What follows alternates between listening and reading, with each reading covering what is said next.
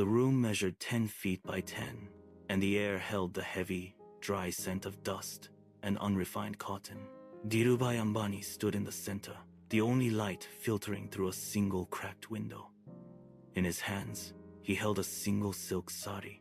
The fabric felt cool and smooth against his callous palms, a sharp contrast to the grit of the walls around him. He had no storefront, no warehouse, and not a single investor to his name.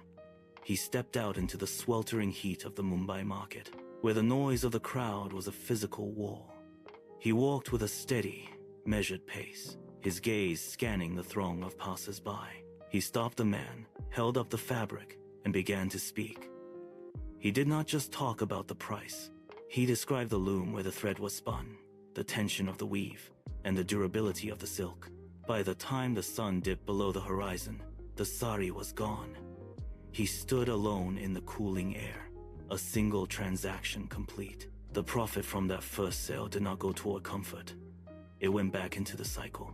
He returned to the market, but this time, he brought more. He traded in spices, the sharp scent of cardamom and turmeric replacing the smell of silk. He moved through the stalls with a relentless pace, buying in bulk, selling in smaller portions, and turning every single rupee back into stock. He was building momentum. When the market for spices hit a ceiling, he looked toward the future of fabric, polyester yarn. He began sourcing synthetic fibers, tracking the demand across the city. His days were spent in the heat of commerce, but his nights were where the real work happened. He sat under a single dim bulb that hummed with the weight of the night. His desk was a collection of rough scraps of paper covered in ink-stained calculations. He mapped out margins, projected growth, and tracked every cent of his overhead. He was not just managing a small business. He was drafting the blueprints for a massive industrial future. He drew lines that connected local demand to global production, the ledger into a plan that would eventually reshape the entire nation. The ledger pages were replaced by technical blueprints. When Dhirubhai announced his intent to shift focus toward petrochemicals, the reaction was immediate. In the boardrooms and market stalls, his peers laughed. They called it a gamble, a distraction from the proven success of yarn and fabric. He did not argue. He did not attempt to justify his logic to those who could not see the scale of the shift. He simply closed his files, packed his bags, and left the city behind. He traveled deep into the rural interior, where the maps were blank and the ground was raw. He spent his days navigating dusty, unpaved roads, moving from one remote village to the next. He sought out land that others deemed useless, measuring the terrain with his own stride. He was scouting for the foundation of a refinery, looking for the space to build what the critics claimed was impossible. He walked the perimeter of potential sites, ignoring the heat and the isolation, his focus fixed entirely on the geography of his next move. Every step he took away from the city was a step toward a new industrial reality. He was already halfway to his goal before the laughter in the city had even died down. The land was a sea of churned mud and tangled steel. Dhirubhai stepped out of his vehicle and into the mire, his boots sinking with every stride. He did not head for the shade of the foreman's tent. He walked directly to the line where the heavy pipes were being laid. A section of the main conduit had jammed, the alignment off by a fraction of an inch. The laborers were struggling to force the coupling into place. He stepped into the trench, his hands gripping the cold, rusted metal. He signaled for the crane operator to hold, then braced his shoulder against the pipe, feeling the weight shift as he adjusted the angle. He checked the pressure gauges himself, wiping the grime from the glass to read the needle. When the seal finally clicked into place, he did not walk away. He stayed to help secure the bolts, his palms raw and stained with grease. The workers watched him, their own pace quickening as they saw him laboring. He was not giving orders from a distance. He was setting the pace of the work. By the time the sun began to dip, the foundation was set. The refinery was beginning to hum with the promise of production. But the silence from the capital was broken by a series of sharp, official directives. New government policies landed on his desk like a blockade.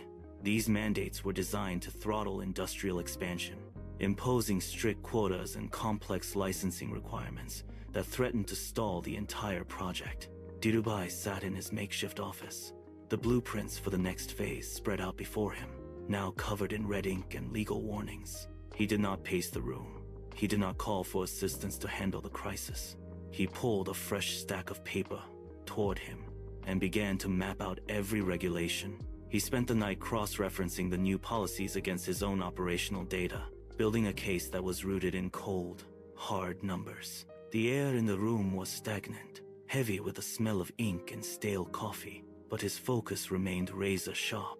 He was no longer building with steel and pipe. He prepared his files, organizing his arguments with the same precision he used to check a pressure gauge. He was ready to walk into the ministry offices. Dhirubhai stepped into the lobby of the ministry, the polished marble floors echoing with the sound of his steady, deliberate stride. He carried a heavy leather satchel packed with the night's calculations. At the front desk, an official gestured toward the exit, citing a backlog of applications and a closed window for new permits. Dhirubhai did not argue. He did not raise his voice. He simply walked past the counter, his eyes fixed on the inner office door. When the clerk stepped in his path, Dhirubhai stopped, placed his satchel on the desk, and opened the latch. He laid out the charts and the production projections, pointing to the specific clauses that made his project essential for the region. The clerk reached for the phone to call security, but Dhirubhai leaned forward, his presence filling the space between them. He did not leave. He stood there for hours, watching the clock, waiting for the official to look at the data. When the official finally glanced at the figures, the silence in the room stretched thin. The refinery was no longer a collection of pipes and blueprints. It was a living, breathing entity of steel and steam. Dhirubhai stood on the catwalk, the heat radiating from the massive vats below, and watched the flow of product. He brought his sons to the floor, leading them through the labyrinth of valves and gauges. He stopped them near the main turbine, where the vibration was most intense. He placed their hands against the vibrating metal casing. He told them to listen, not to the noise, but to the rhythm of the output. He taught them to identify the subtle shift in pitch that signaled a drop in pressure or a blockage in the line. They walked the floors for hours, checking the dials, recording the flow, and learning the language of the machinery. The refinery was not just producing chemicals, it was producing the momentum for a new industrial era. Dhirubhai walked out of the factory gates and into the neighborhoods of the working class. He did not go to the banks. He went to the small shopkeepers, the clerks, and the laborers. He sat on wooden crates in narrow lanes, spreading out documents that turned common savings into shares of his company. He explained the math of the business to a man selling tea, showing him how a small investment could grow alongside the refinery. The man hesitated, then pulled a crumpled bundle of notes from his pocket.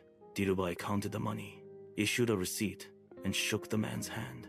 He did this thousands of times. He turned the common citizen into a partner in his industrial machine.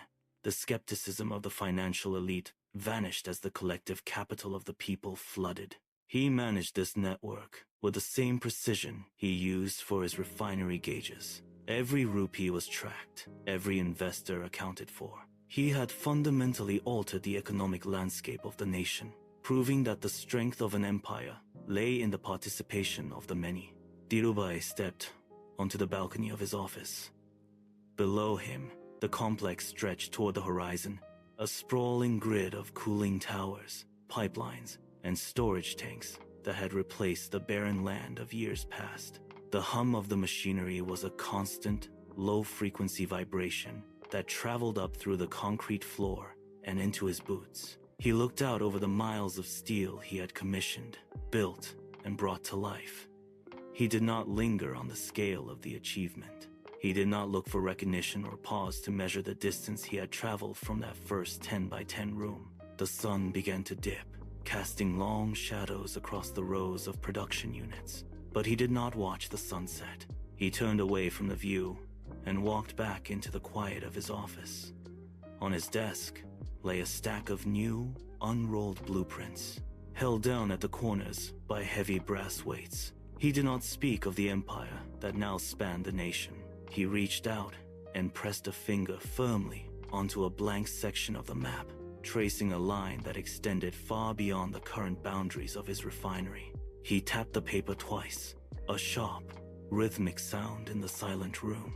He looked at the next set of calculations, his eyes already scanning the margins for the next point of entry. The past was finished.